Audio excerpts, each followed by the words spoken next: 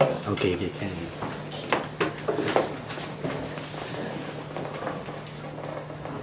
All right. Okay, class, let's welcome our first group. Okay, good afternoon, Dr. Chan and my fellow engineering students. I am Yen Long, and today my group will be presenting about conflict management in an intercultural workplace. To get a more in-depth view of this topic, we shall look at a specific case study whereby a Singaporean boss strangled a Bangladeshi worker. So, I'll be giving an overview of the incident that happened. Shahril will be speaking about the problems faced by migrant workers in our country. Iqbal shall elaborate on cultural traits of Singaporeans which may have spurred the boss to act in the way he did. Wen Kang shall decide whether what Khairul, the Bangladeshi worker, shall decide whether he did right or whether he did wrong. And lastly, Fuad shall elaborate on the lessons learned from this incident which we can apply to our workplace in the future. Now, before we delve into the case study, let's look at the landscape of migrant workers in Singapore. Currently, there are approximately 970,000 work permit holders in Singapore, of which 306,000 belong to the construction industry. These migrant workers normally belong to the construction industry, service industries, maritime industry, and low-skilled manufacturing industries. Of these migrant workers, the vast majority come from countries like Malaysia, China, India, Bangladesh, Thailand, the Philippines, and Myanmar. These migrant workers usually earn fairly low wages, and we know this because they do not qualify for the S-Pass, which requires a monthly income of $2,000. Besides that, they also belong to the lowest level of the organizational hierarchy. This is actually a chart that I got from Fuad's internship company.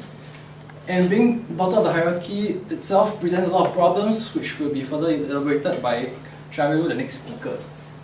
Now, let's look at the victim of our strangling incident. The victim's name is Khairul. He is a Bangladeshi worker who has worked in the construction industry as a welder for 2 years in Singapore, but he was not to expect the turn of events which would happen next. For the longest part of the year, Khairul worked for $22 a day, which was lower than initially agreed upon $24 a day. Furthermore, he was not paid a mandatory 2 times pay on Sundays, which is a law governed by MOM.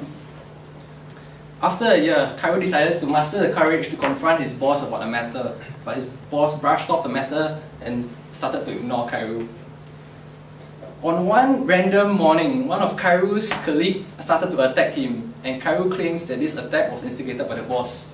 On the very same day in the afternoon, his colleague that attacked him attacked another co-worker, and Khairul tried to intervene and break up the fight. To his surprise, his boss barged in and started strangling him. This incident left Khairul's neck injured, and he was unable to eat for many days. Subsequently, the boss's mom brought Khairul to a Chinese medical practitioner who prescribed him some medicine, and the boss's sister also promised Khairul that she would reimburse Khairul with his overdue salary, but she did not live up to her end of the bargain. Subsequently, Khairul decided to lodge a police report as he was sick of being mistreated. Now, the police, after lodging a police report, the police warned Khairul that he was not able to leave the country as his case was still under investigation. As of now, Khairul is still staying with his cousin, and he is relying on the support from an NGO called Transient Workers Count 2, who provide meals for him. Next, we'll find out why Khairul chose to remain silent for a year, which we can look at the problems, and Shahril will elaborate on the problems which may have led to him acting the way he did. Thank you. Thank you, Yen Long. Hi everyone, I'm Shahril, and I'll be touching on the problems faced by migrant workers. These problems might not arise upon their arrival here in Singapore. It might actually have arisen prior to their arrival in Singapore. See? So I'll be touching on the prior to the arrival, and the cultural aspects which leads to the issues that they face here.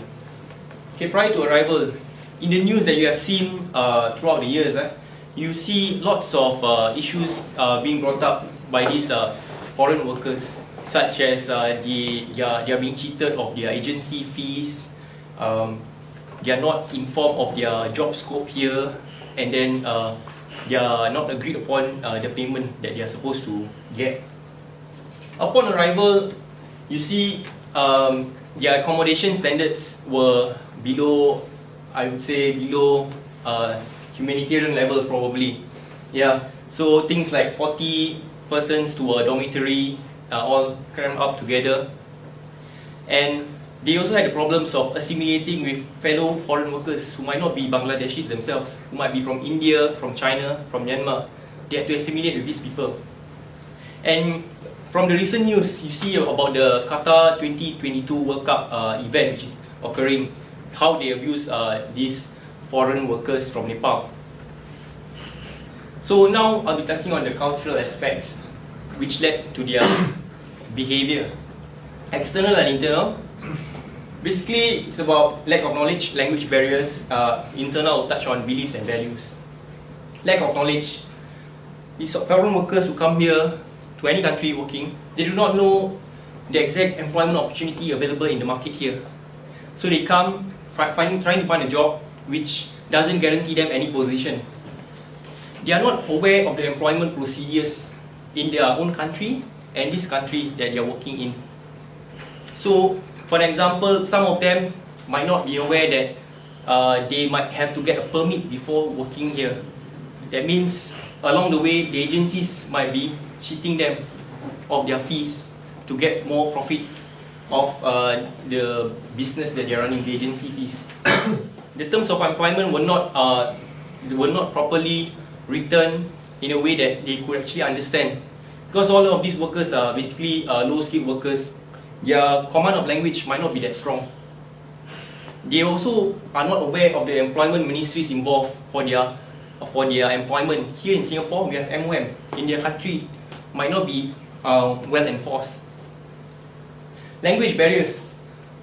As I mentioned, these workers have basic language skills. They might be able to converse easily in English, basic English, and they might understand your commands, what you are saying in English. But it is not a factor of effective communication. To have an effective communication, you need the person to understand what your message is.